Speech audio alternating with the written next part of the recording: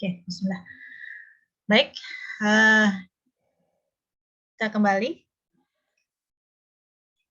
Jadi dalam permasalahan klasifikasi, ini mungkin nanti sambil kalian melihat dari penjelasan saya yang sebelumnya. Misalkan ada sebuah himpunan, ya, di mana himpunan tersebut itu dibagi menjadi dua kategori. Kita sebut di situ adalah kategori atau kelas. Sebut saja di sini adalah W1 dan W2. Ya. Kemudian kita mempunyai sebuah data atau sebuah event atau sebuah apa istilahnya itu record ya, record. Nah, istilahnya kalau di dalam database kita sebut record atau sebuah data atau sebuah event kalau kita berbicara mengenai kejadian ya. Misalkan sebut saja adalah X. Ya. X. Ya. Nah, dalam permasalahan klasifikasi kita diminta menentukan X ini itu dia probabilitasnya lebih besar masuk ke kelas yang mana atau menjadi bagian kelas yang mana, kelas W1-kah atau kelas W2-kah. Nah, seperti itu. Ini problemnya dulu.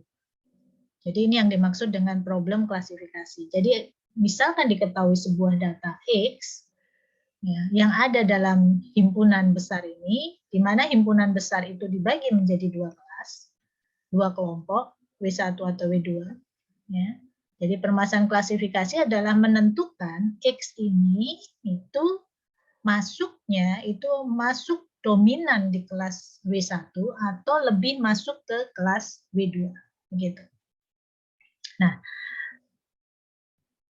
menentukan berapa peluang atau probabilitas X ini masuk ke kelas W1 atau masuk ke kelas W2 itu sama saja dengan menghitung keadaan posterior yang menyatakan peluang X ada di kelas W1 atau peluang X ada di kelas W2.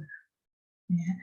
Jadi untuk menghitung berapa peluang X itu ada di kelas W1 dan W2, kita menggunakan rumus yaitu keadaan posterior W1 atau W2 ada di X atau W1 atau W2 ada di X. Itu kalau kita mempunyai dua kelas. Dalam kasus yang sama, kalau misalkan kita punya lebih dari dua kelas, bagaimana? Jadi itu bisa dinyatakan dalam bentuk umum, ya. Jadi kalau kita nyatakan dalam bentuk umum, maka sebenarnya sama saja. Misalkan W1, W2, W3, kemudian di sini ada X, kita nggak tahu X-nya itu di mana posisinya, maka sama saja kita akan menghitung berapa besar probabilitas posterior untuk W1 di X, kemudian W2 di X, W3 di X. Nah, bagaimana menentukannya? Kalau kita sudah menghitung masing-masing ini, ya, jadi X ini dikategorikan masuk ke kelas W1 atau masuk ke kelas W2 atau masuk ke kelas W3 itu adalah dengan melihat mana dari probabilitas posterior ini yang paling besar. Yang paling besar. Jadi berapapun kelas pembagiannya nanti, itu sama saja. Jadi kita harus mencari yang paling besar. Atau kalau kita nyatakan dalam rumus, rumusnya itu adalah kita sebut dengan rumus hipotesis maksimum a priori probability. Yaitu dirumuskan PY X, nah, X-nya itu tadi, nah, yang merupakan himpunan yang kita cari, Y-nya ini mewakili kelas. Ya, kelas itu sama dengan arg max dari probabilitas kelas, atau kita sebut dengan di sini adalah kondisi priornya. Jadi probabilitas untuk masing-masing kelas dikalikan dengan probabilitas setiap keadaan, baik itu di sini X itu kan kadang variabelnya tidak hanya satu, bisa misalkan variabelnya ada 3, ya berarti ada X1, X2, X3. Ya, probabilitas X1, X2, X3 di Y, yang ini kita sebut dengan probabilitas bersyarat. Probabilitas bersyarat.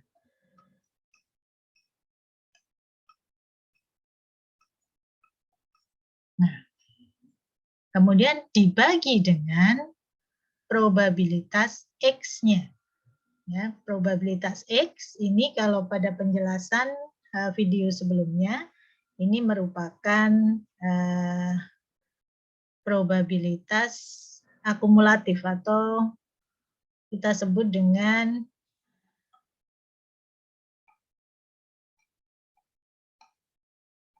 ini, total peluang, ya.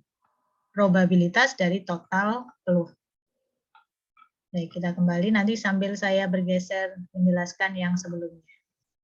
Oke ya, jadi ini kita sebut dengan total peluang. Total peluang dari apa? Total peluang dari himpunan X-nya.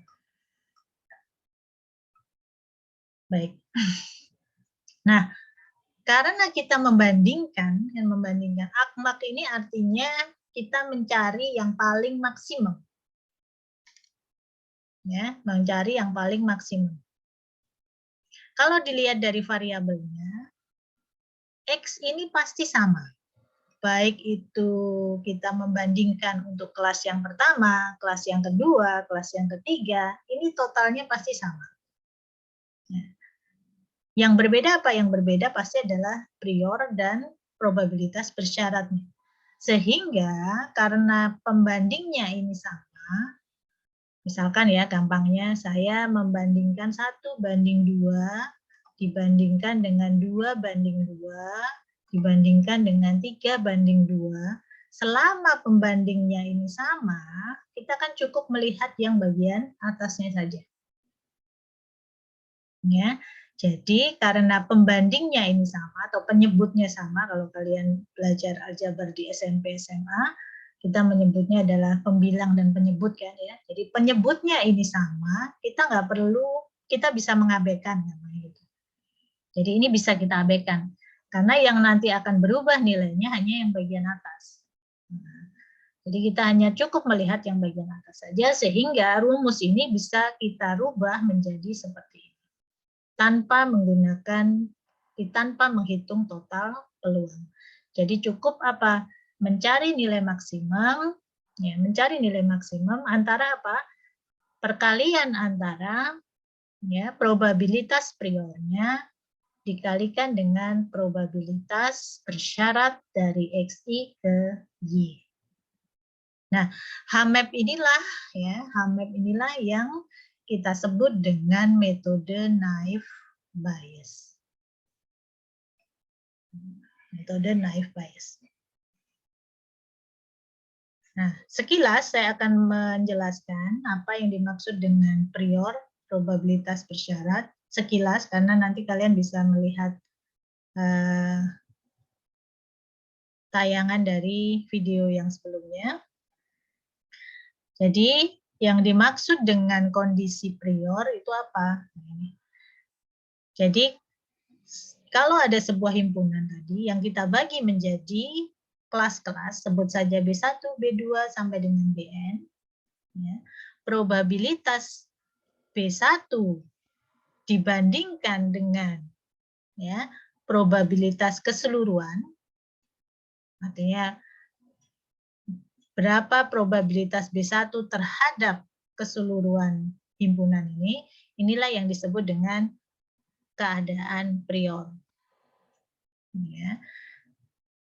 Jadi B1, probabilitas B1, kemudian probabilitas B2, probabilitas B3, dan seterusnya, itu disebut dengan keadaan prior. Sedangkan probabilitas bersyarat itu adalah sebuah probabilitas yang kita dapatkan dari A ini, kondisi A, di mana A ini tadi adalah data set, di mana data set ini punya lebih dari satu variabel, ada di kelas, bisa di kelas B1, bisa di kelas B2, bisa di kelas B3, dan seterusnya. Ini adalah probabilitas bersyarat. Jadi gampangnya probabilitas bersyarat ini adalah peluang dari A berada di kelas 1. Nah, contohnya ini ya. Jadi kalau saya ambil A-nya ini besar ini yang biru, kemudian di sini batasnya untuk yang B ya. Maka berapa sih probabilitas A ada di B1? Ngitungnya gimana? A ada di B1 ini kan kalau dilihat arsirannya, daerahnya kan ini. Nah, daerah ini, ya daerah ini, itu kita peroleh dari apa? Ada yang tahu? Ada yang masih ingat? Daerah ini tuh daerah apa? Kalau dilihat, daerah ini itu adalah daerah irisan ya, antara himpunan A kan, ini himpunan A itu yang bulat biru ini, dengan himpunan B1. Ya, tuh. Jadi dengan himpunan B1. Itu. Ya, benar Mbak Sejika. Dibagi dengan, karena kita melakukan probabilitas itu pasti pembaginya adalah himpunan keseluruhan. Jadi kalau sebut saja di sini itu adalah himpunan keseluruhannya, biasanya kita sebut dengan S atau semesta ya, himpunan semestanya, maka ini sama dengan dibagi dengan himpunan semestanya. Ini yang disebut dengan probabilitas bersyarat. Probabilitas bersyarat. Sehingga dengan rumus, salah. Bukan NS. Jadi itu sama dengan probabilitas ini dibagi dengan, B1, Bu. Iya, betul. Jadi A itu ada di B1, itu artinya berapa sih peluang A itu ada di B1, jadi probabilitas dari banyaknya A yang ada di B1, yang di sini, yang warnanya saya arsir merah, dibagi dengan keseluruhan data yang ada di B1.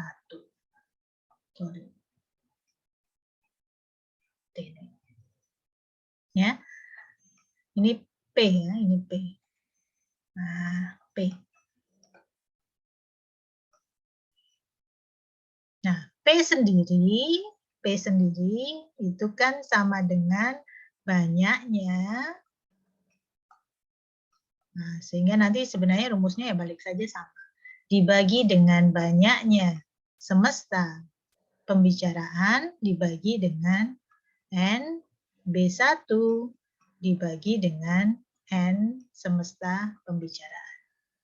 Sehingga ini sama saja kalau kita hapus karena sama-sama dibagi dengan semesta pembicaraan, sehingga probabilitas A irisan B1 dibagi probabilitas B1 itu sama saja dengan banyaknya.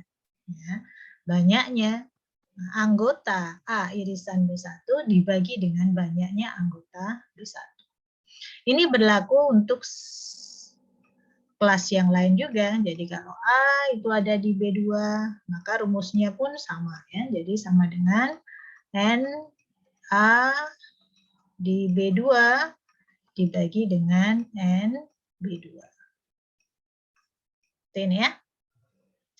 Ini tadi ya. Asal muasal dari rumus yang ada di HAMEP atau kita sebut dengan naive Bayes. Oke. Nah, sekarang kita akan lihat contohnya, kita akan menggunakan data training seperti pada contoh di pertemuan sebelumnya, di mana data training ini terdiri dari 6 record, 6 data. Jadi kalau saya sebut ini itu adalah X-nya, ya, X-nya, di mana ini ada data pertama, data kedua, data ketiga, data keempat, data kelima, dan seterusnya.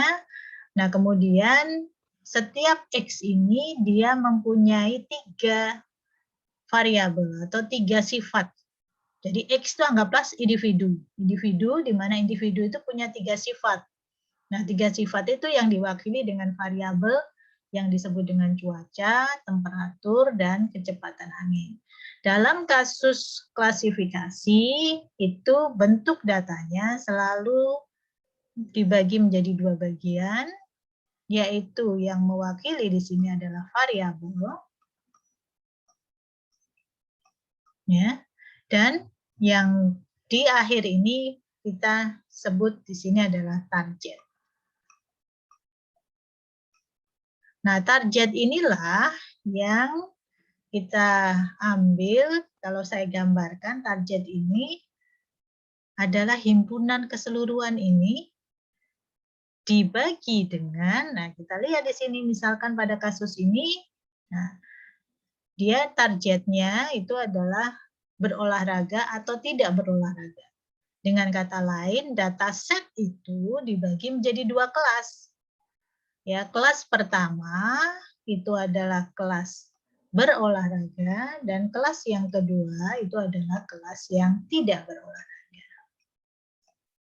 Nah, jadi kalau saya bagi di sini bentuk himpunannya di sini ada seperti itu. Di mana totalnya di sini ada 6.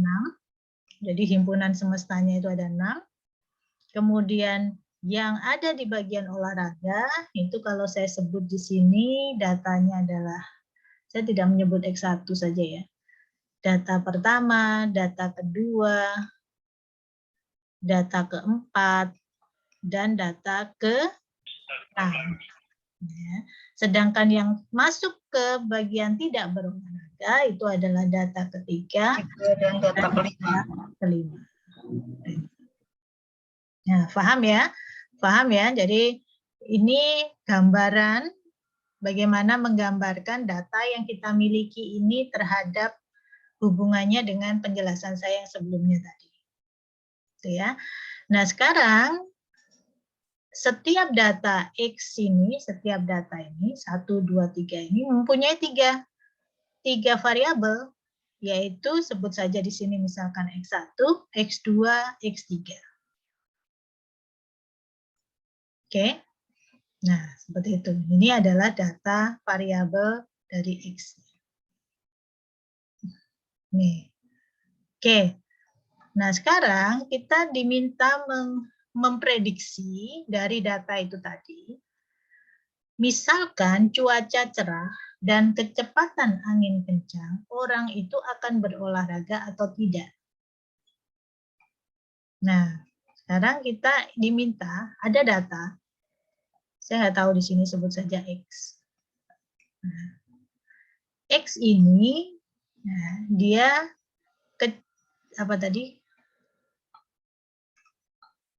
cuaca cerah dan kecepatan angin kencang. Jadi X ini dia mempunyai ciri cerah dan kecepatan angin kencang. Itu. Jadi kita nggak tahu X. Jadi X itu bukan 1, bukan 2, bukan 4, bukan 6, bukan 3, bukan 5. Jadi ada data baru X yang kita tidak tahu. Kita hanya diberitahu bahwa sifatnya dia adalah cerah dan kecepatan angin kencang. Nah, kita diminta memprediksi. Nah, apakah dia masuk ke kelas berolahraga atau masuk ke kelas yang tidak berolahraga? Nah, ini adalah problem yang akan kita selesaikan dengan menggunakan HAMEP tadi. Ya. Maka artinya kita diminta, jadi saya punya X cerah kencang ini, ya, kita diminta mencari HAMEP, atau kita diminta melakukan ya hipotesa dengan HAMEP tadi untuk melihat ya, mana yang lebih besar, kelas Y X, X-nya saya tidak sebut ya di sini, X-nya itu cerah kencang ini tadi, ataukah mana yang lebih besar? Dia di kelas tidak, X. Mana yang lebih besar? Kita diminta menghitung ini dan menghitung ini. Ini kasusnya. Ya. Jadi untuk kasus itu kita diminta menghitung seperti itu. Nah, sehingga yang harus dilakukan pertama kali apa? Yang harus dilakukan pertama kali, karena pada saat menghitung HAMEP tadi, kita membutuhkan adalah probabilitas bersyarat dan probabilitas prior. Maka kita harus menghitung masing-masing probabilitas bersyarat dan probabilitas prior untuk semua variabel yang mungkin. Ya, semua variabel yang mungkin. Ya. Jadi yang pertama apa? Kita hitung dulu berapa priornya. Ini priornya. Priornya itu kan tadi saya kembali ke sini. Prior itu kan ini. Berapa probabilitas ya, berapa probabilitas tidak. Ini adalah prior. Ya. Berapa probabilitas ya dan berapa probabilitas tidak dalam dataset ini kita bisa langsung hitung kan. Jadi di sini yang ya itu ada 4, ini kalau kita lihat di sini. Yang tidak ada 2. Berarti probabilitasnya apa? Yang ya itu 4/6 karena seluruh datanya di sini adalah 6. Sedangkan yang tidak itu adalah 2/6. Nah, jadi ini kita dapatkan ini adalah probabilitas priornya. Baik, seperti itu. Oke. Nah, sekarang berikutnya adalah kita menghitung ya probabilitas bersyarat untuk variabel ya cerah dan kecepatan angin kencang, karena di sini yang diketahui adalah ini. Probabilitas bersyarat. Probabilitas bersyarat ya. Jadi kalau saya tuliskan di sini probabilitas bersyarat itu adalah probabilitas X ada di ya atau probabilitas X ada di tidak. Nah, X-nya yang mana? X-nya ya sesuai dengan ketentuan yang ditentukan pada problemnya tadi. Yang ingin dicari apa? Cerah dan kencang. Maka kita harus menghitung probabilitas X cerah ada di ya, probabilitas X ya, kencang ada di ya, juga sebaliknya. Kita juga harus menghitung probabilitas X cerah ada di tidak dan probabilitas X cerah kencang ada di tidak. Jadi ada 4 yang harus kita hitung. Jadi ini yang pertama adalah cerah ada di ya, cerah ada di tidak, kencang ada di ya, kencang ada di tidak. Ini adalah probabilitas bersyaratnya.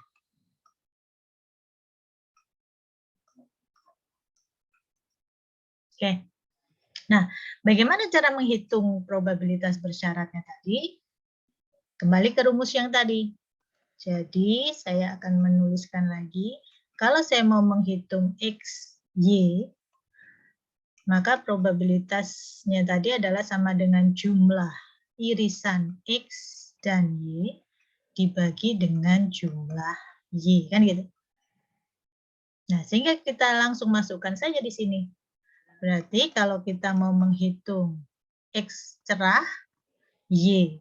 Ya itu berarti kita mengambil targetnya. Ya.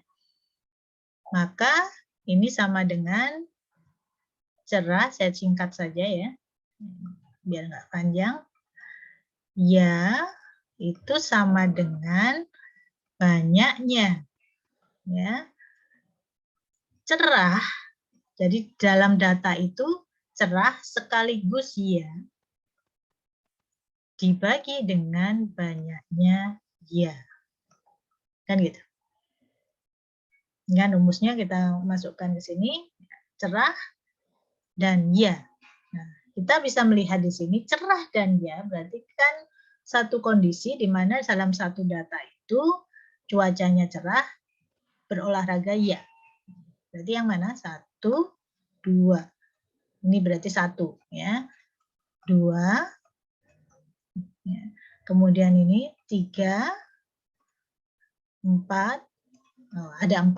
Berarti di sini sama dengan 4 ini per yang iya saja. Iya saja berarti ada 1, 2, 1, 2, 3, 4. Berarti ada 4. 4 per 4 sama dengan 1.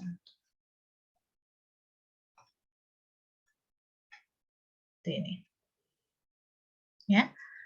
Dengan cara yang sama, kita bisa menghitung yang ini dulu. Kencang, ya. Kita lihat, berarti probabilitas kencang, saya singkat ya, ya, itu sama dengan banyaknya. Jadi kalau saya menulis menggunakan N, itu berarti banyaknya. Banyaknya data di mana cuacanya itu kecepatan anginnya adalah kencang dan dia berolahraga dibagi dengan banyaknya data yang berolahraga. Ya. Kencang dan ya. Kita lihat di sini, kencang itu adalah kecepatan angin. Berarti yang kita lihat adalah kolom 2 dan kolom 4. Kolom 3 dan kolom 4. Kencang dan ya. Kencang dan ya. Yang kita lihat harus satu kesatuan. Kencang dan ya. Ada satu. Sedangkan yang di sini kencang, tapi di sini tidak. Sehingga yang kita ambil hanya satu. Berarti sama dengan 1 dibagi dengan banyaknya yang 1, 2, 3, 4. Nah, seperti itu. Dengan cara yang sama, kita bisa menghitung cerah tidak, kencang tidak. Seperti ini ya. Baik, nah setelah kita dapatkan prior dan probabilitas bersyaratnya, maka sekarang kita masukkan ke rumus yang tadi, yang ini tadi, yaitu sama dengan kita mencari nilai yang maksimum, yang paling maksimum antara perkalian antara probabilitas prior dikalikan dengan probabilitas bersyarat, tapi di sini ada akumulasi. Akumulasi ini kalau kalian mengenal namanya sumasi, biasanya tandanya seperti ini. Ya, kalau ini namanya produk. Ya, jadi artinya kalau saya punya lambang produk seperti ini, I sama dengan 1 sampai dengan D, misalkan PI, nah gitu ya. Ini itu artinya, jadi kalau I-nya 1 ya P1, berjalan kan, sama seperti sumasi. I-nya 2, berarti kalau sumasi kan ditambah, nah kalau produk ini dikali. P3, dan seterusnya. Ini P1, P2, P3 tergantung pada banyaknya variabel dalam data yang kita ingin hitung tadi. Sehingga kalau ini kita terapkan ke sini tadi, nah, maka sama dengan, ini dibalik enggak apa-apa ya. Jadi ini dibalik, berarti sama dengan probabilitas priornya, yaitu P ya, dikalikan dengan probabilitas X1 probabilitas bersyarat, X1 cerah ya untuk ya dikalikan dengan X ya 3 kencang atau karena di sini ada 1, ini kita sebut X1, ini kita sebut X2, ini kita sebut X3 gitu. Ya.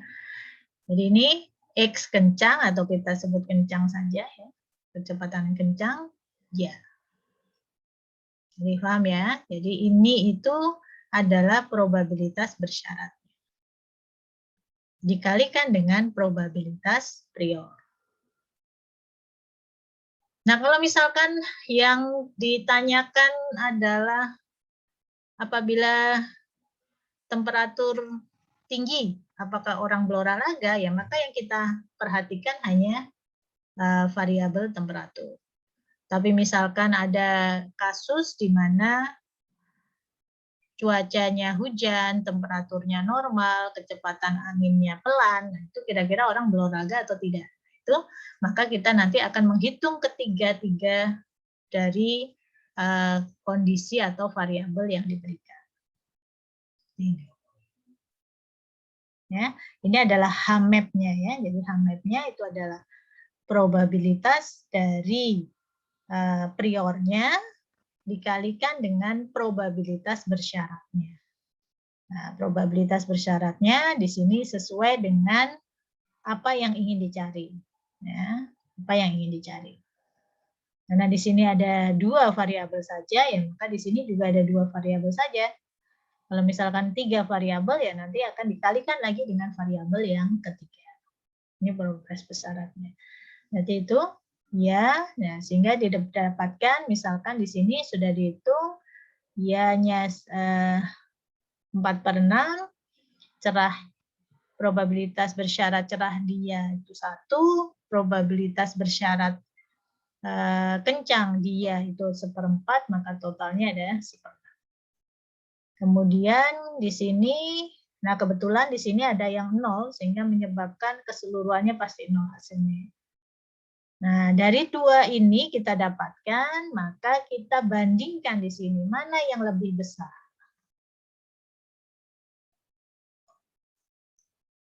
Mana yang lebih besar?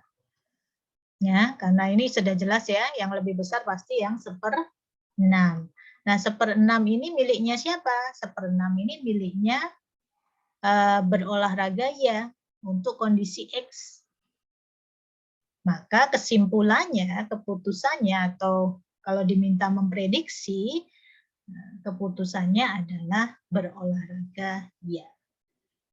Ini contoh bagaimana kita melakukan hipotesa terhadap data training yang diberikan dengan kasus seperti ini.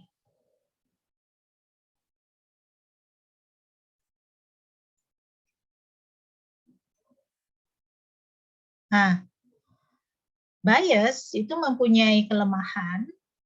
Kelemahannya adalah hanya bisa digunakan untuk data yang bersifat kategorikal.